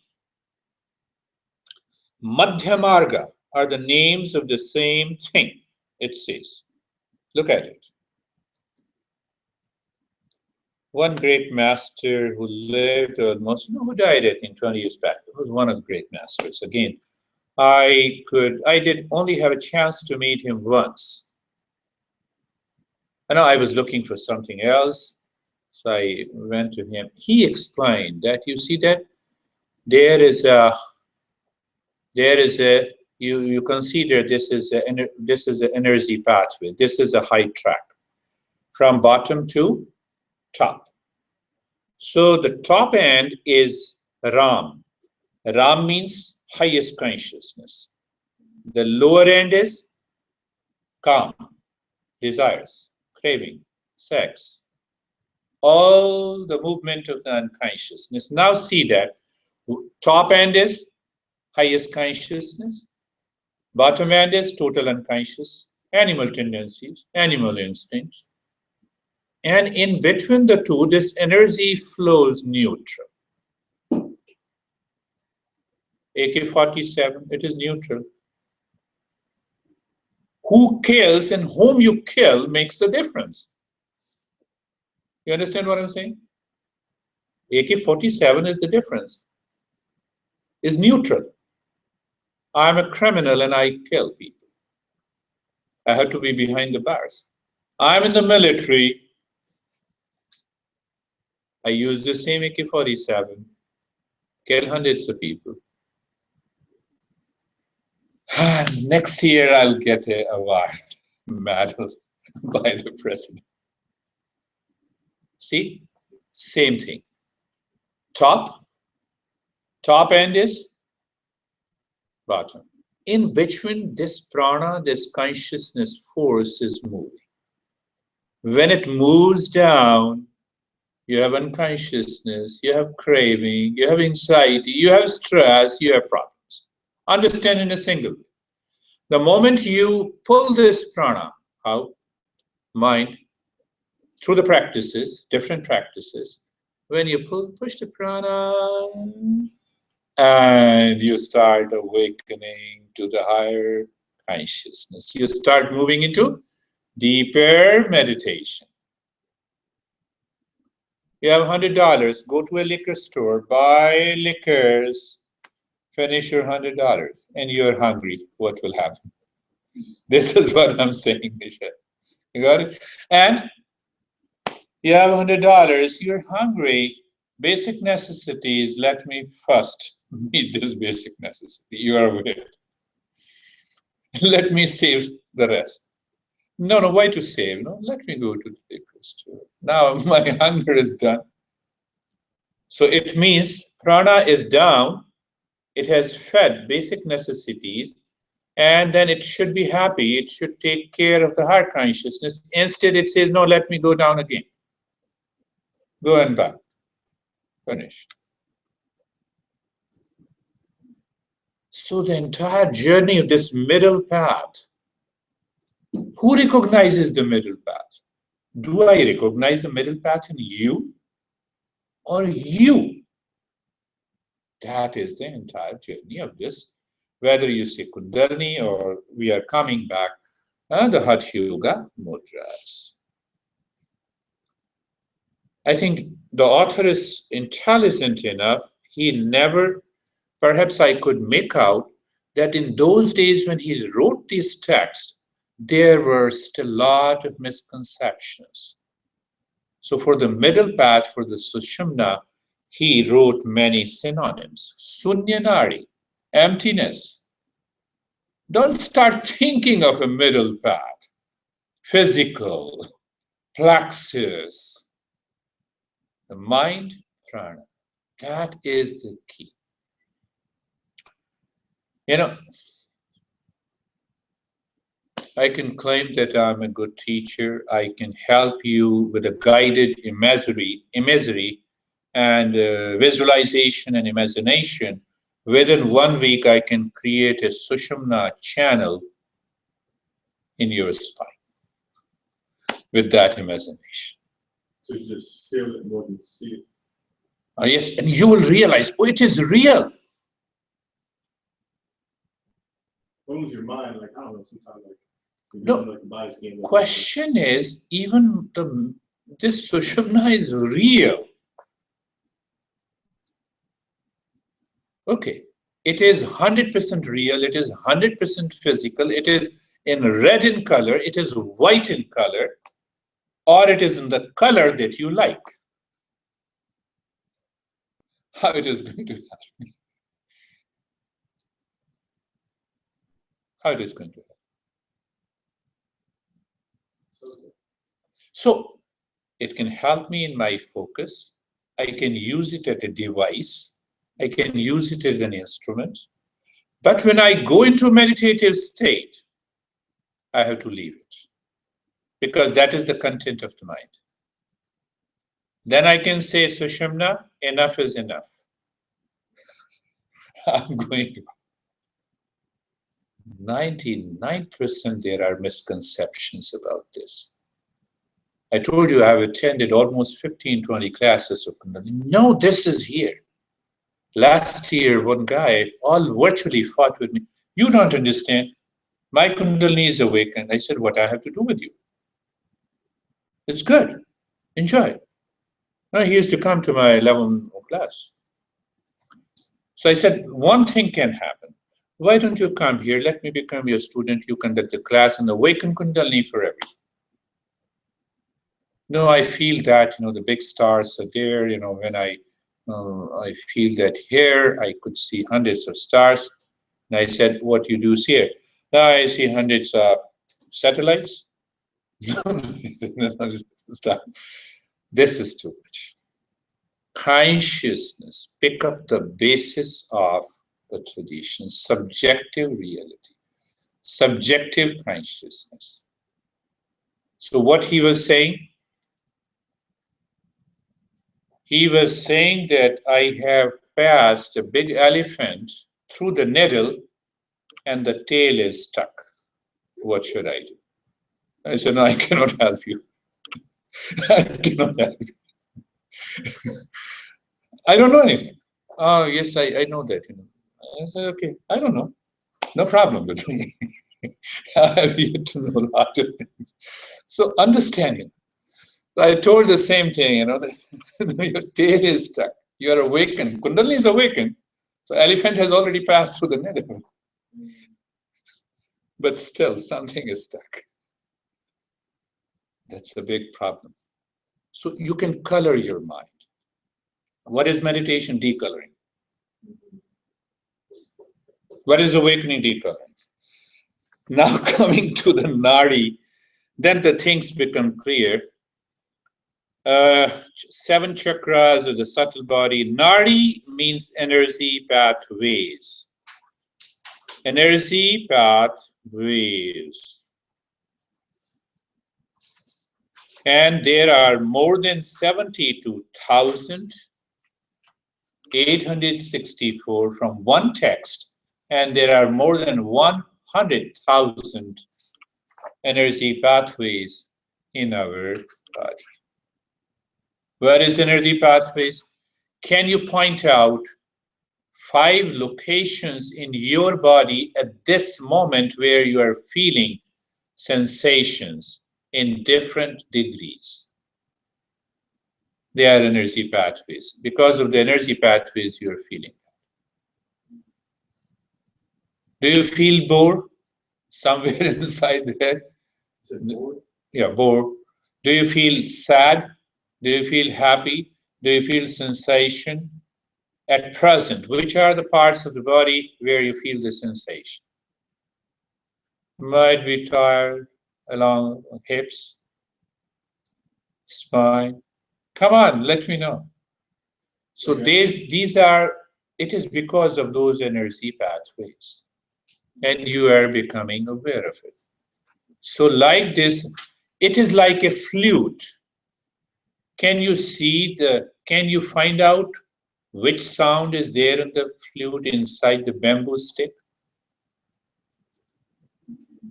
But when you blow the air, when you blow the current, so it has, we should not say it is invisible. You have the electromagnetic waves or all smartphones are connected. We don't know, but we know. We know. Oh, my smartphone is connected. I know. Connection is there. But still I don't know. So we have to work in these 2 lines. What we don't know, you start coloring it. Plexus, chakra, and the rest of the things. Then you're falling into unconsciousness. I know you can awaken to those chakras that your mind has created. It may exist or it may not exist. So don't guide, think of it. If you have any question, then you can ask me also. This is about, now you see that. Now you see, there are 3 main energy pathways. It moves like this, yeah? And it reshapes into different attitude, personality, character. So it is because of the energy with the mind, with the state of the consciousness, there are 4 or 5 things that reshapes our personality. Now see that in one tradition it says that there are 3 big rivers in India. Big rivers in India. I'm making the things very clear to you. Read everything on the Google, contemplate. In ancient text, my friends, it says there are 3 big rivers. Now there are 3 big energy pathways. Now see, what is that? Ida. Ida is left flow. That means your right hemisphere of the brain. Pingala is left hemisphere of the brain. And the Sushumna is in the middle. Yeah? Sushumna is in the middle. Now this Sushumna channel is known by the river Saraswati in India. Saraswati. That river Saraswati, and the meaning of the Saraswati is wisdom, knowledge, knowing. Now you start thinking that river is flowing inside your spine into the energy pathway. Then it is your choice. You see that? I'm making the things clear. In many texts, it says, no, it is the Saraswati. And the goddess Saraswati is known as the highest intelligence, the wisdom. That river is not flowing in the middle. And then there is another 3, so the Kanda. The Ira and the Pingala represents 2 rivers, the Ganga and the Yamuna. Ganga and the Yamuna. Yamuna is supposed to be the hot, Ganga is supposed to be the cool. Ganges River. You know Ganga? Ganges River. And the Yamuna River. Yamuna. So now see that how much clearer it is. It is the state of the consciousness that changes the energy pattern. When you fire the brain, neurotransmitters changes. You know, those chemical changes. You are very happy, you're firing with something in coolness and calmness and the state of relaxation. What is firing? You are consciously experiencing the state of peace and calm, and you are staying there. Conscious experience, not unconscious, not in sleep. So science says you are firing the brain. What it means by firing the brain? You have dislodged all the previous networking. What is the previous networking of the stress, anxiety? Now more and more it is going into peace, our relaxation, deeper peace, relaxation. And these neurons are fired. They start rewiring. So the moment it rewires, what happens? Serotonin, oxytocin. Now it is evident. But it was evident before also through our different experiences. We know that it happens through these practices in a different way. So that is what this last thing, and then we'll give a break, finalize. Now coming, based on this entire journey that we have discussed today, where is that? We discussed Nari, Chakra, Kundalini, energy pathways, and everything has to be combined together. For what? To do the Hatha Yoga Mudra practices. Hatha Yoga Mudra. So this mudra is not hand gestures. It is a state between asana and pranayama. Oh, that master, I loved him. I could never find out how to understand and define. So when I say, I'm standing in between you and you, it means I'm fully aware of both of you, and that is creating a different state in me. It means I'm doing something with the breath, I'm doing something with the asanas in a particular way. And that results into a higher state of the consciousness. That is what the Hatha Yoga mudras are. And these Hatha Yoga mudras have a tremendous benefit. There are 10 mudras, Mahamudra. We will take it next week. Mahabandh, Mahaved, Khechuri, Udyan Bandh, Mool Bandh, Jalandhar Bandh, Viparit Karni, Vajroli, Shakti Chalana, the 10 mudras annihilate old age and death. And it also gives you lot of extra mental powers that we can use it. But before we should use these powers, I want you to discuss, let me know.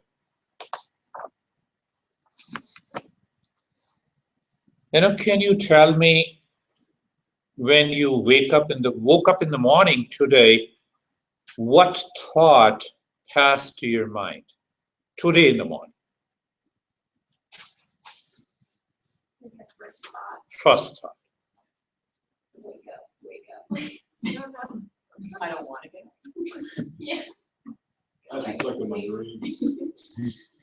Started thinking of the dream. I wrote it down. Yeah. So look at that thought. I'm aware of the breath. The moment I woke up, I was also aware of the state of the body, and you said, no, I didn't want to wake up. So how my mind led to this conclusion that why I shouldn't wake up? What made me get up and start doing my activities? What made you do that? So one thing that we can get it, the same example, the top prana, you're totally fresh and awake. You are aware, this is what I have to do. It is, understand from that. One thing, energy level is low, but the mind understands that energy level is low. The mind says that if you keep lying down, that is much better than waking up. Look at this, understand all those. Then the mind says, oh, I can take a nap for another half an hour. Exactly what I do. But question comes, but then your mind loses that awareness. The mind doesn't ask, okay, you're right, I agree with you, but can this half an hour change my state? No.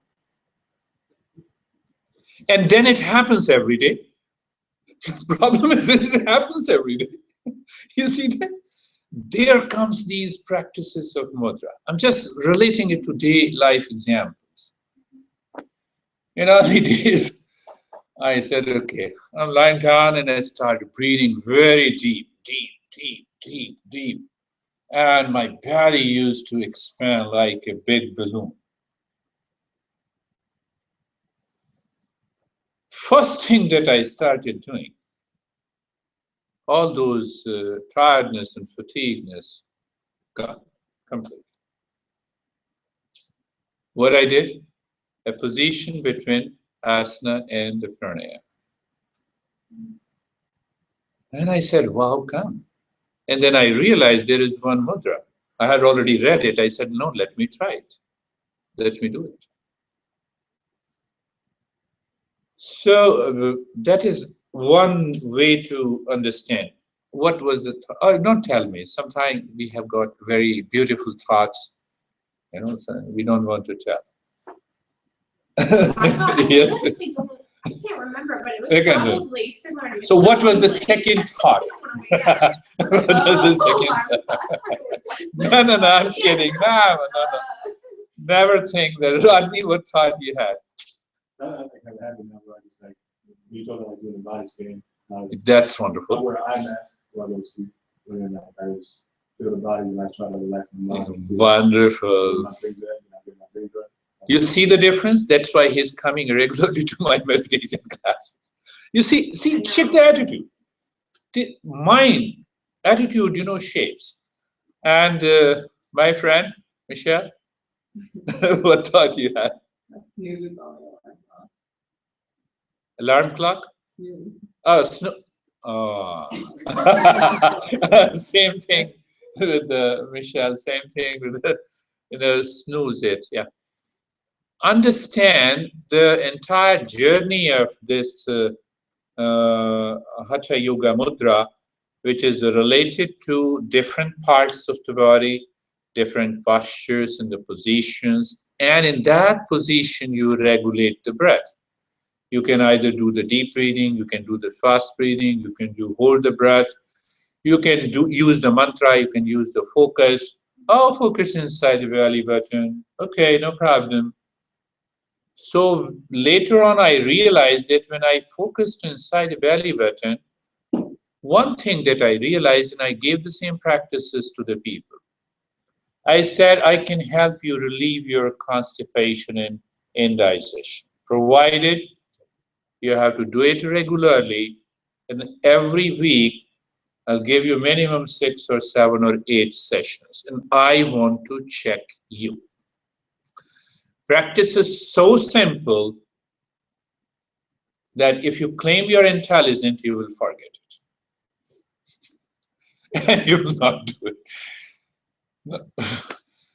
No, sometimes intelligent people have a big problem.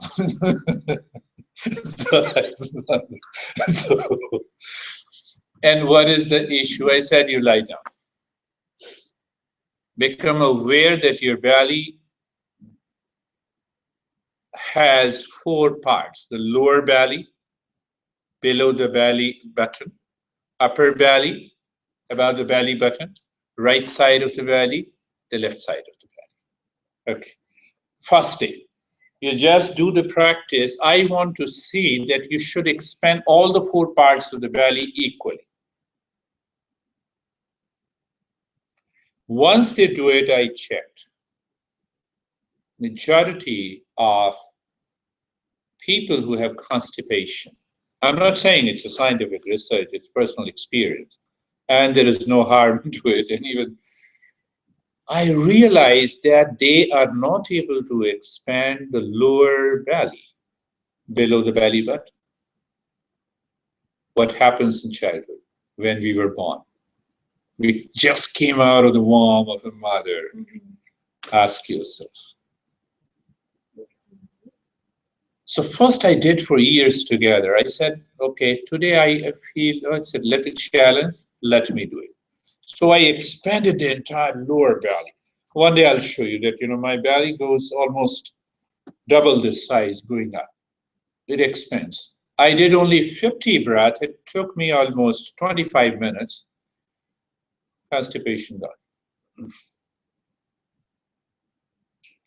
I will not say it is a deep, silent, slow breathing. I'll say it is a part of the Hatha Yoga Mudra. Then after I realized that, can you do it? Oh, yes, sir. This is so simple, you tell. You fill the air and you blow the air inside your balloon. So what happens? On one end, it expands more. On the other end, it expands. It goes in another direction. I said, this is your belly. It is not moving equally. And that is why I need 10 sessions to make you aware, to help you how to do it. Constipation is gone. You don't need to do relaxation. But there are very personal, very close clients, where there is no problem of disclaimer, waiver. I said, take 2 glasses of water, now expand your belly. Come on. So because the water is present, that exerted an extra pressure, you're out.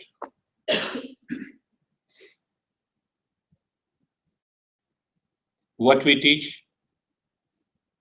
No, teach the same postures if they don't want to listen to you. No, this is good. Huh?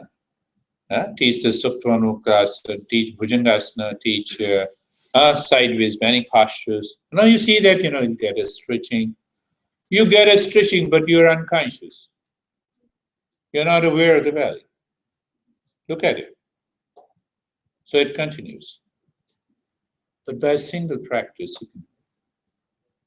The same practice when you're expanding your belly, and then he told me, I feel so calm and relaxed. I have never experienced such a deep relaxation before.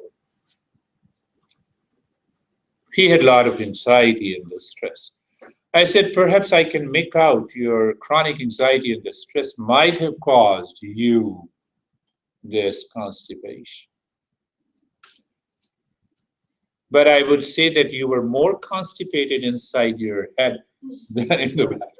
I could check your attitude, your behavior, and the way you used to flare up. And so understand, this is the role where you can fit. Can you do the breathing? Can you maintain the posture? Can you move that posture? The breath is slow. So there are hundreds of permutations and combinations. Never do it. Last thing that I'm going to tell you, never do it. No. Never do it ever. There is a disclaimer, there is a waiver. One student used to come, he had depression and medical investigator. I don't know, how can I diagnose? I'm not a doctor.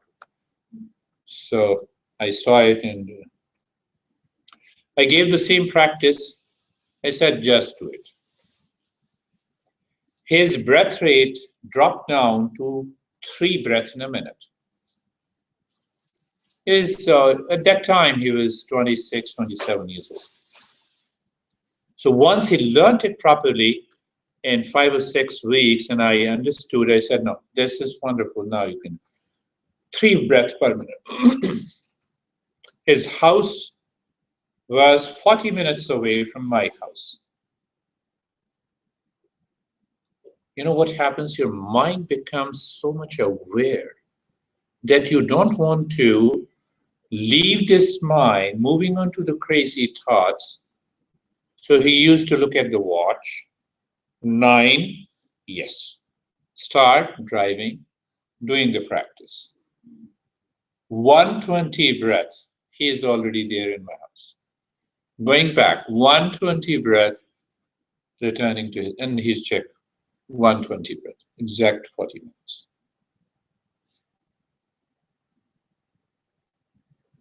Now he has stopped coming. He is wonderful.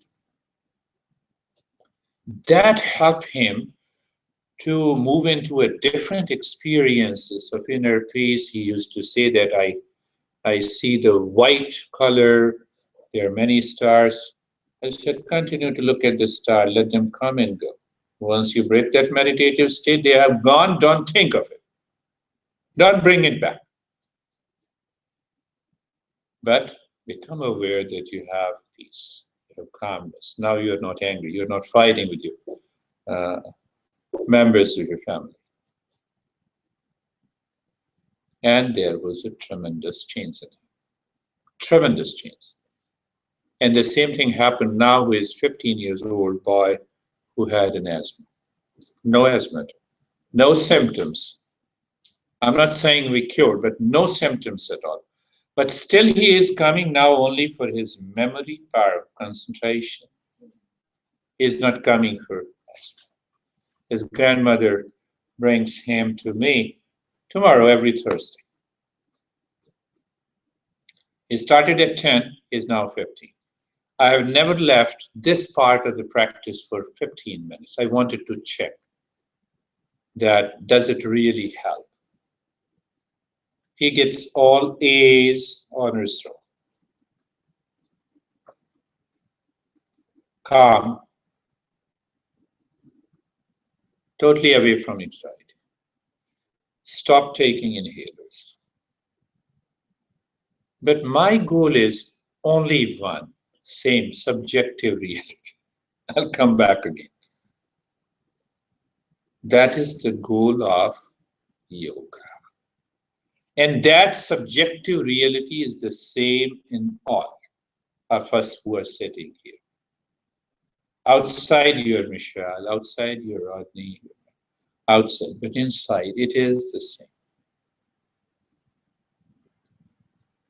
Once we have that kind of a perception, the life changes. Any question? Thank you for tolerating me for so long. You guys are so good, you know. You guys are very good, you know. What are symptoms of your Kundalini awakening within the individual? Rodney returns again to the Kundalini. He is wonderful. Keep that question in your mind, but there are changes. You move into right perception. First step, simple things, and then I will take in the second level of changes. From the point of view of Yoga Sutra, first your mind becomes focused. Focused in a sense, focused for what? Focused for only 4 questions in your mind. What are those questions? Who am I? What is this universe? If there is an existence, what it is? Can I treat the path? 4 questions. You go deeper. You're doing all those practices. They manifest in different chains, different symptoms, or different set of experiences in the physical. In the, yes, I remind of that Upanishad. So that Upanishad says, in the beginning, you feel that every cell of your body is totally calm, peace, relaxed. It is so much relaxed that you feel, well, is there a body at all? And that takes you to the higher states. Graphic, just in a very simple way from that Upanishad, then we'll talk other things. Second is that you start getting some sweating. We talked about the same pranayama in the pranayama chapter.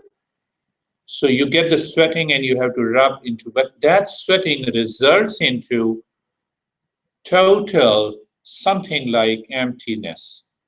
You see that emptiness space. There many vision comes.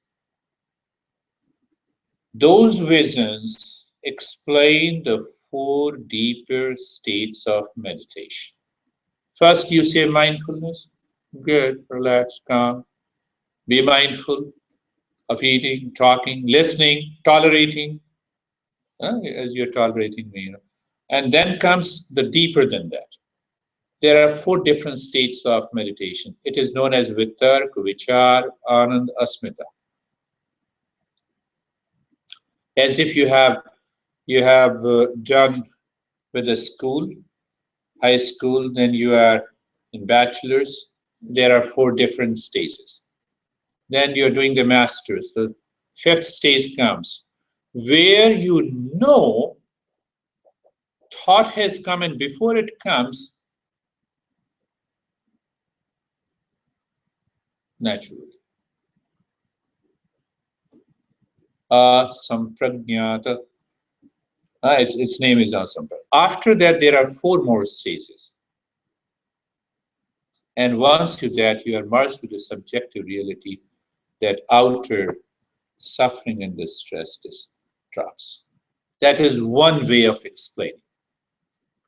So the same way of symbolic expression is that then you say, oh, you move from the lower chakras to the higher chakras. That is a symbolic expression. Can you say that if you have done the master's degree and then you go back and you start doing the bachelor's degree? I've done it. I've already done it. So that is how these deeper inner states are explained. There are a lot of changes that you are never baffled, enters into those kind of conflicts. How are you? And then next moment you're out. Done. Those impressions takes a long time to change, transform. Sometimes it takes years, and when you're living in the same world, now you're living in the Himalayas, nothing to be exposed, you know. So when you're living in the same world, this is a good opportunity. So now you realize, oh, a year back, I used to get obsessed with those thoughts. Now, oh, it has come, gone. It's a play, NFM. So a lot of other changes that we will talk, that you are talking. Oh, no, we'll talk, don't worry. But keep asking me.